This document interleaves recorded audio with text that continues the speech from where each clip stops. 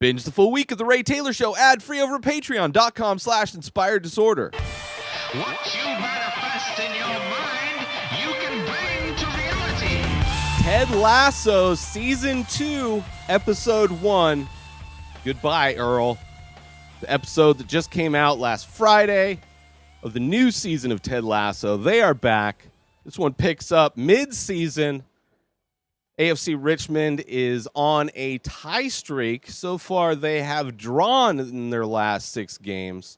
And this episode picks up as they are tied in a current game. And Dani Rojas is about to kick a penalty kick. And during that, their dog, the mascot for Richmond, Earl, the name of the dog, not mentioned at all in this show. So, but to be fair, the lack of emotion I might have for what's about to happen, spoilers, understand, season 1, no mention of Earl. But in this one, Earl going to attack a bird, jumps in front of the goal. In almost an amazing feat, if the dog was probably a fan of the other team, I would imagine, and kamikazed himself in order to, I think they added the bird in post. I think it was all a plan for that dog to just get the other team to win. He's tired of working for AFC Richmond, misses Jamie Tartt. That dog knew what he was doing, or she.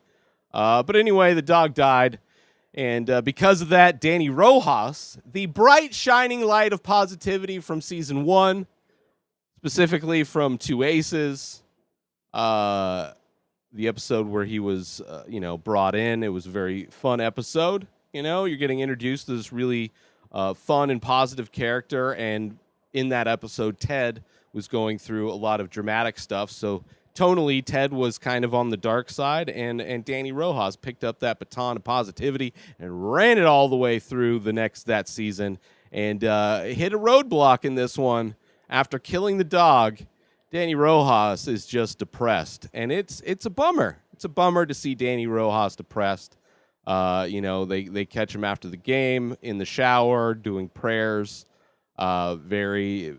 Just not a place where you want to see Dani Rojas. Dani Rojas, I mean, it's all well and fine that Ted Lasso has positive energy, which, by the way, I don't know if it's just season 2, but Ted seems to be getting closer to an Ernest P. Worrell kind of a feel to him.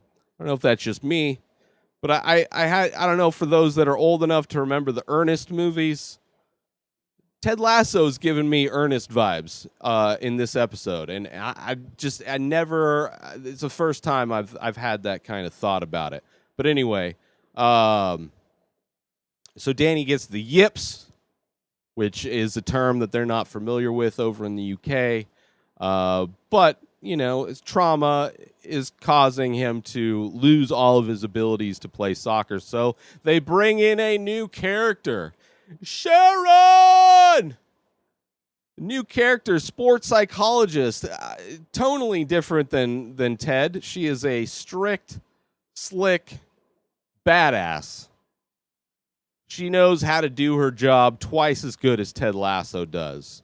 And you can tell Ted's a bit not only skeptical at the whole sports psychology thing, which I think is a pretty common viewpoint for sports, especially people that get into sports. There tends to be like this mentality of toughing things out and working through hardships and all of that, which for any kind of injury, whether it be biological or mental, just pretending they don't exist is not really a good cure for it. So sports psychology, boom, in here, conflicting with Ted and the coaching staff, mildly, but mostly Ted. I mean, sports is wildly known for having a lot of superstitions, and they hold their own, crossing of fingers to hopefully Dani will get better just from crossing her fingers. But after a single meeting with Sharon, Dani is back to normal, which is kind of fast. with any kind of psychology, you just have one meeting and you're totally fine. But for a TV show about sports that's a comedy, okay, maybe it comes back later, who knows? But for whatever reason, she is really good at her job. She also speaks all of the languages, which is, kind of highlighted. We're also pick up seeing Roy no longer with the team. He is currently a coach. He's moved to the outside of the pitch, coaching girls under 9 soccer club group team, whatever it is, which his niece is a player in. So there's the tie in there. But, also kind of fun to see Roy Kent being a hard ass to a bunch of 9-year-old girls playing soccer. Just you see his passion for the sport really come out still. And he's still with Keeley. Keeley's working for AFC Richmond, doing her thing. They go on a double date. Roy and Keeley go on a double date with Rebecca, who's dating some new dude named John. Which after the date, Roy, being Roy, not one to be fake, very honest, straight to the point, tells Rebecca that she shouldn't settle for fine. Like, John's fine. There's nothing wrong with John. But Roy very passionately telling Rebecca that she can do better in a lot of ways, which is good. It's something that, as far as a character, Rebecca's character from last season and continuing into this season, you can tell that she's, struggling with self-esteem, with confidence, going through her past marriage, all of the things she's had to deal with the tabloids and with her ex trying to sabotage from season 1. Kind of understanding that she deserves better. But yeah, it's some great moments in this one. Let me see. What am I missing here? Oh, there's reference multiple times to Roy Kent's retirement speech that Keeley helped him prepare. They don't show it. I have a feeling that might be a running thing at some point, and it's probably going to actually show it. I hope they show it at some point. I mean, they reference it twice in this episode. But, we'll see. Maybe Keeley is trying to push Roy into getting into TV broadcast as a commentator. So maybe that will be the episode that they, divulge what he said in his retirement speech. But so Keeley's pushing him, trying to get him into, that. But he's enjoying his time. I mean, this episode ends, he's hanging out with his yoga moms, drinking some rosé, watching trashy reality TV shows, which, of course, makes perfect sense that one of the dudes on this trashy reality TV show is Jamie Tartt. Of course, the yoga moms love Jamie, and Roy, not so much. So, that's kind of setting up a thing. But, I enjoy Roy as a character. I love seeing where he's come from, where, his transition. I'm excited to see what happens with him. It's the fact that he's hanging out with all these moms and coaching girls soccer. Like, hangs around a lot of women for a guy that's such a badass type of a soccer player. So it's a fun character to watch and see him grow.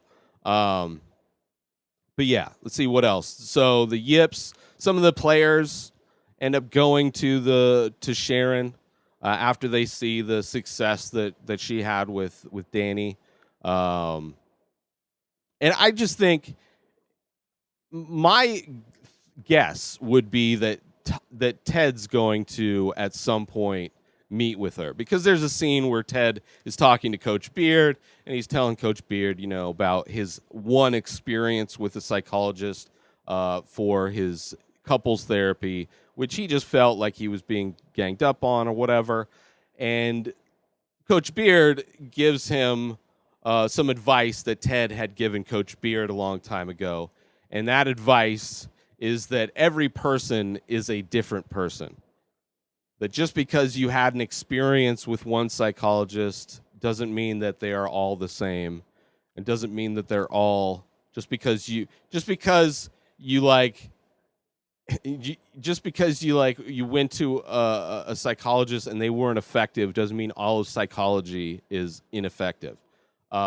Just because some people have like this real hate for chiropractors, like Joe Rogan, one of the biggest like personalities in media, has like a far larger hate for chiropractors than he does like all of the right-wing guests that he has on pretty regularly on his show. Right, he has this passion to get people to not go to chiropractors. Meanwhile, telling people not to get vaccinated, just take your vitamins that he has a vitamin company for. But yeah, it's it's a great scene, and Ted, always known for his great advice, his words of wisdom, and it's fitting that some of those words kind of come back at him. But yeah. Great episode. Let me see if there's anything else that I missed. There's a Magnolia reference multiple times. Like after Dani gets the yips, Ted's just trying to, tell him that just tragedies can happen out of nowhere. And he, talks about Magnolia and how that movie is a lot about, these just inconceivable tragedies that can just happen. And then later on, they play the song from Magnolia. It's not going to stop. They play that song in the scene where Rebecca is coming to the realization that she wants to end it with John while she's on a date with John. But yeah, great episode. I'm excited to see how Sharon shakes things up. I have a feeling that she's going to be... I don't know if the show wants me to not like her, but I definitely like her, even though she's, a hard-ass, strict, by the book, but knows her shit. I'm fine with... the people that bother me the most are people that have this facade of being good or passionate about what they do. When they're ultimately like looking for the shortcut to everything all the time and ultimately don't become successful. But yeah, excited to see what happens in episode 2. I think new episodes of Ted Lasso come out every Friday.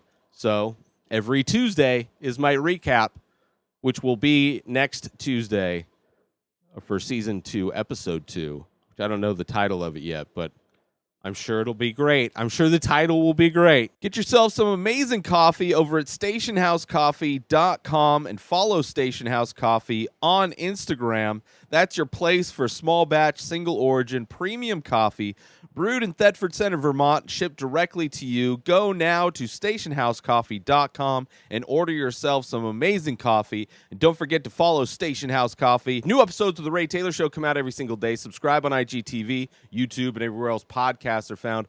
Binge the full week ad-free over at patreon.com/Inspired Disorder. Buy Ray Taylor Show merch over at inspireddisorder.com and follow the show on Instagram at Ray Taylor Show. Have a wonderful day, everybody. Peace out!